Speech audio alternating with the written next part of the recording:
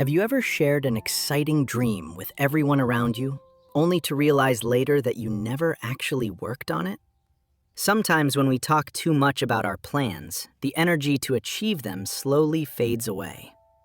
This is the story of a young woman named Alara. Alara lived in a peaceful town surrounded by hills and forests. She was known for her imagination. Every few weeks, she had a new idea about something big she wanted to do. One morning, she told her friends, "I'm going to write a book, a story people everywhere will read." Her friends were impressed. "That sounds amazing, Alara," they said. The praise made her smile. She spent the whole day describing the story she would write, the characters, the adventures, the ending. But that night, when she finally opened her notebook, something strange happened. She felt tired. The excitement was gone.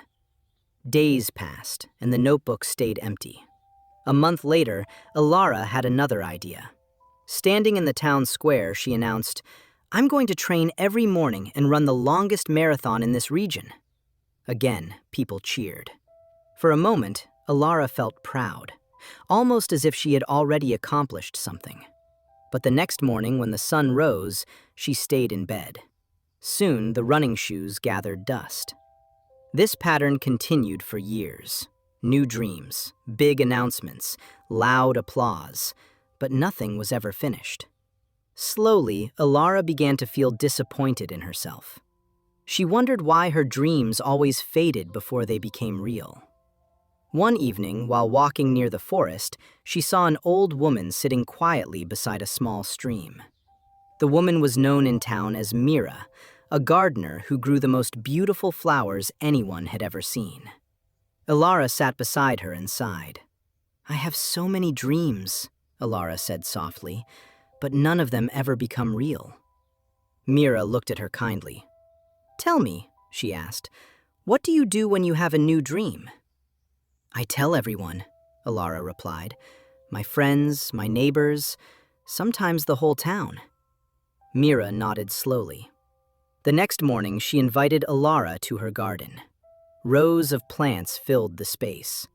Some were tiny sprouts, others were tall and full of colorful flowers. Mira placed a small seed in Alara's hand.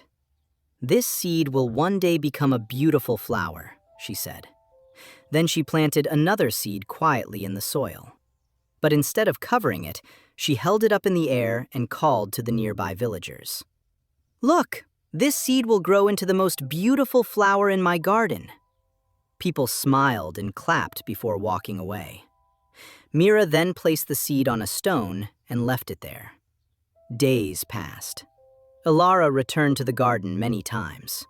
The buried seed slowly began to grow. A small green sprout appeared. But the seed on the stone never changed. It dried under the sun and eventually disappeared. One afternoon, Mira stood beside the growing plant and spoke gently. "Dreams are like seeds," she said.